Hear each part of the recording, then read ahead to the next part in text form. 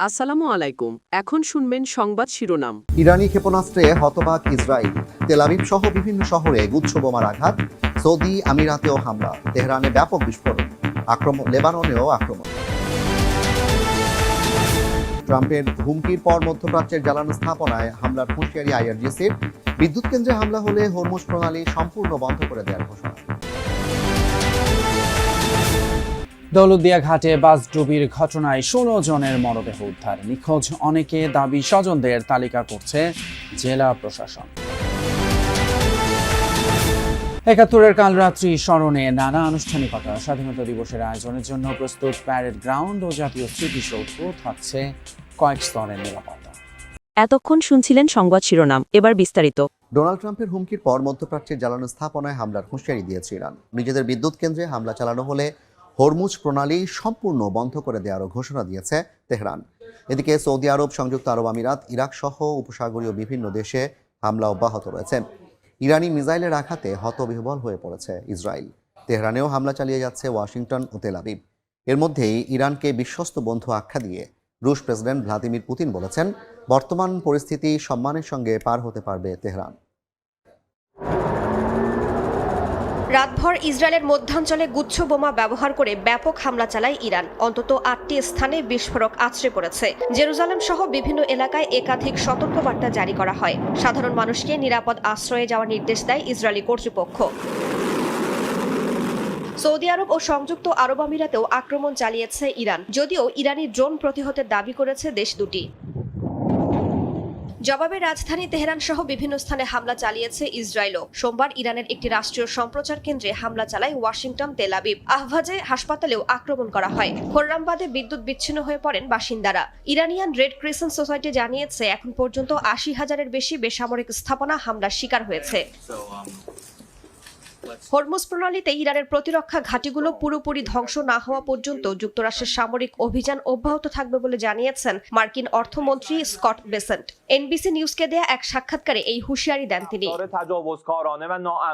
এদিকে বিদ্যুৎ জ্বালানি অবকাঠামোতে হামলা হলে হরমুজ প্রণালী পুরোপুরি বন্ধ করে দেয়া হবে বলে হুঁশিয়ারি দিয়েছেন ইরানের সেনাবাহিনীর মুখপাত্র। বলেন, ইসরায়েলের পাশাপাশি মধ্যপ্রাচ্যের বিদ্যুৎ কেন্দ্র, জ্বালানি ও তথ্য প্রযুক্তি অবকাঠামোকে পাল্টা লক্ষ্যবস্তু করা হবে।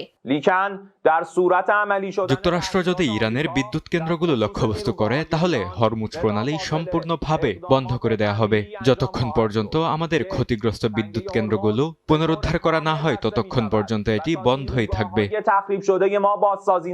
ইরানের পাশাপাশি লেবাননেও তীব্র আক্রমণ চালিয়েছে ইসরায়েলি সেনারা। হিজবুল্লাহর রকেট হামলার জেরে দেশটির দক্ষিণাঞ্চলে লিটানি নদীর একটি প্রধান সেতু ধ্বংস করে। আবারও মহাকাশে সফল উৎক্ষেপণ করেছে চীনের নতুন প্রজন্মের বাণিজ্যিক রকেট। সমুদ্র থেকে উৎক্ষেপিত স্মার্ট ড্রাগন 3 এবার কক্ষপথে পাঠিয়েছে নতুন স্যাটেলাইট গ্রুপ।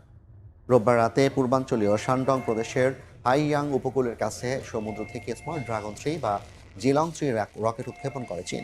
স্থানীয় সময় রাত 11:49 উৎক্ষেপণের পর সেন্টোস্পেস 02 স্যাটেলাইট গ্রুপকে নির্ধারিত কক্ষপথে সফলভাবে স্থাপন করা হয়। 4 ধাপ বিশিষ্ট কঠিন জ্বালানির এই রকেটটি মূলত বাণিজ্যিক উৎক্ষেপণের জন্য তৈরি, যা সমুদ্র ও স্থল উভয় স্থান থেকেই উৎক্ষেপণ করা যায়। যুক্তরাষ্ট্রের হাওয়াই দ্বীপপুঞ্জে ভারী বৃষ্টিপাতের কারণে সৃষ্ট বন্যায় বিদ্যুৎহীন হয়ে পড়েছে অন্তত 2,000 মানুষ। 2 দশকের মধ্যে সবচেয়ে ভয়াবহ বন্যার সাক্ষী হয়েছেন বাসিন্দারা। ভারী বর্ষণে ভেসে গেছে ঘরবাড়ি ও যানবাহন। কর্তৃপক্ষ জানায়, উদ্ধার ও জরুরি ব্যবস্থা চললেও ক্ষয়ক্ষতির পরিমাণ দাঁড়িয়েছে অন্তত $1 বিলিয়ন। বিদ্যুৎ সরবরাহ পুনরুস্থাপনে কাজ চলছে বলে জানায় হাওয়াইয়ের বিদ্যুৎ কর্তৃপক্ষ। যুক্তরাষ্ট্রের নিউ ইয়র্কে বিশিষ্ট ব্যক্তিদের সঙ্গে ঈদের শুভেচ্ছা বিনিময় করেছেন মেয়র জোহরান মামদানি। স্থানীয় সময় রোববার সরকারি বাসভবন গ্রেসি ম্যানশনে শিশুদের নিয়েও ছিল বিশেষ আয়োজন। নিউ ইয়র্ক থেকে হাসানুজ্জামান সাকির রিপোর্ট। নিউ ইয়র্কের 250 বছরের ইতিহাসে প্রথম মুসলিম মেয়র হিসেবে জোহরান মামদানির নির্বাচিত হওয়ার পর সরকারি বাসভবনে ঈদ উদযাপন। রোববার দুপুরে বিভিন্ন দেশের মুসলিম সম্প্রদায়ের বিশিষ্ট ব্যক্তিদের আমন্ত্রণ জানান মেয়র। এ সময় সবার সঙ্গে ঈদের শুভেচ্ছা বিনিময় করেন। বিভিন্ন দেশের কমিউনিটির সঙ্গে মেয়রের আমন্ত্রণে রাজবাড়ীর দৌলতদিয়ায় ফেরিতে উঠতে গিয়ে নিয়ন্ত্রণ হারিয়ে পদ্মা নদীতে পড়ে যাওয়া বাসটি 6 ঘন্টা পর তোলা সম্ভব হয়েছে। বাসের ভেতর থেকে উদ্ধার হয়েছে নারী এবং শিশু সহ 14 জনের মরদেহ। এর আগে উদ্ধার হওয়া 2 জন চিকিৎসাধীন অবস্থায় মারা যান। এতে মৃতের সংখ্যা দাঁড়ালো 16-তে। নিহতদের মধ্যে নারী 10 জন, পুরুষ 4 জন এবং শিশু 2 জন। বুধবার বিকেল 5:30টার দিকে দৌলতদিয়ার 3 নম্বর ফেরিঘাটে নিয়ন্ত্রণ হারিয়ে পড়ে যায় বাস। এরপর কয়েকজন যাত্রী সাঁতরে পাড়ে উঠতে পারলেও বেশিরভাগ যাত্রী আটকা পড়েন বাসে। এছাড়াও 11 জনকে গুরুতর আহত অবস্থায় উদ্ধার করে গোয়ালন্দ উপজেলা স্বাস্থ্য কমপ্লেক্সে ভর্তি করা হয়। নিহত এবং আহত যাত্রীদের বেশিরভাগই ঈদের ছুটি শেষে ঢাকায় কর্মস্থলে ফিরছিলেন বলে জানিয়েছে পরিবারের সদস্যরা। খবর পেয়ে দৌলতদিয়া ঘাটে অবস্থানরত হামজা সহ উদ্ধার কাজ শুরু করে ফায়ার সার্ভিস, সেনা, নৌ বিমান বাহিনী, পুলিশ এবং বিআইডব্লিউটিসি। তবে বৈরী আবহাওয়া ও পানির গভীরতা বেশি হওয়ায় বাসটি উদ্ধারে বেগ পেতে হয়। শেষ পর্যন্ত উদ্ধার করতে সক্ষম হন তারা। ঘটনা তদন্তে রাজবাড়ী জেলা প্রশাসনের পক্ষ থেকে 5 সদস্যের তদন্ত কমিটি গঠন করা হয়েছে। 16 জনের মরদেহ মিলেছে। নিখোঁজের কথাও শুনছি আমরা আরও বিস্তারিত জানবো আমাদের সহকর্মী রেদওয়ান আহমেদের কাছ থেকে।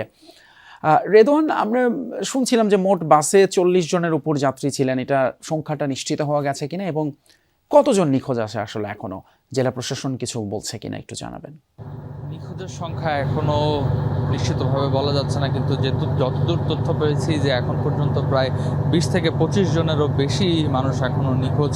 মর্মান্তিক এই দুর্ঘটনায় কিন্তু প্রায় 7 ঘন্টার চেষ্টা এখনো চলছে এবং নিশ্চয়ই দেখতেই পাচ্ছেন ঠিক আমার পেছনে দেখা যাচ্ছে যে উদ্ধার কার্যক্রম কিন্তু এখনো চলমান। মূলত উদ্ধারকারী জাহাজ হামজা দীর্ঘ 7 ঘন্টা ধরে এই উদ্ধার কার্যক্রম চালাচ্ছেন এবং এখন পর্যন্ত এই 7 ঘন্টা পর এসে আসলে আমরা দেখতে পাচ্ছি যে বাসের অনেক ছিলেন। নিস্তব্ধ এক রাত, যে রাতে ঘুমন্ত বাঙালির উপর নেমে আসে বিভীষিকা। পাকিস্তানি হানাদার বাহিনীর আক্রমণে প্রাণ হারায় ঢাকা শহরের হাজার হাজার মানুষ। 1971 সালের সেই নির্মম 25শে মার্চের রাতেই সূত্রপাত হয় বাংলাদেশের স্বাধীনতা সংগ্রামের। সর্বাত্মক যুদ্ধে ঝাঁপিয়ে পড়ে বাঙালি। আজ সেই ঐতিহাসিক দিন।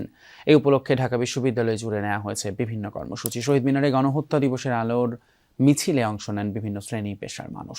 মহান মুক্তিযুদ্ধে শহীদদের স্মরণ করা হয়। এই রাতেই ঢাকা বিশ্ববিদ্যালয় এলাকা হয়ে ওঠে হামলার অন্যতম লক্ষ্য। ছাত্র, শিক্ষক, নিরস্ত্র মানুষ কেউই রক্ষা পায় না সেই নির্মমতা থেকে। মহান স্বাধীনতা দিবস আজ মানুষের শ্রদ্ধার ভালোবাসায় সিক্ত হতে পুরোপুরি প্রস্তুত সাভারের জাতীয় স্মৃতিসৌধ। ভোরে রাষ্ট্রপতি এবং প্রধানমন্ত্রীর শ্রদ্ধা নিবেদনের পরই সর্বসাধারণের জন্য খুলে দেওয়া হবে সৌধের দুয়ার। দিনটি উপলক্ষে জাতীয় স্মৃতিসৌধে 3 স্তরের কঠোর নিরাপত্তা বলয় তৈরি করেছে আইনশৃঙ্খলা বাহিনী। এর মধ্যে জাতীয় স্মৃতিসৌধকে ধুয়ে মুছে ফুল আর রং তুলির আঁচড়ে প্রস্তুত করেছে গণপূর্ত বিভাগ। এদিকে 18 বছর পর অনুষ্ঠিত হতে যাচ্ছে স্বাধীনতা দিবসের কুচকাওয়াজ, যেখানে রাষ্ট্রপতিকে সাথে নিয়ে উপস্থিত হবেন প্রধানমন্ত্রী তারেক রহমান। অন্তর্বর্তী সরকারের জারি করা 133টির মধ্যে প্রায় 120টি অধ্যাদেশের বিষয়ে সংসদীয় বিশেষ কমিটি চূড়ান্ত সিদ্ধান্ত নিয়েছে বলে জানিয়েছেন আইনমন্ত্রী মোহাম্মদ আসাদুজ্জামান।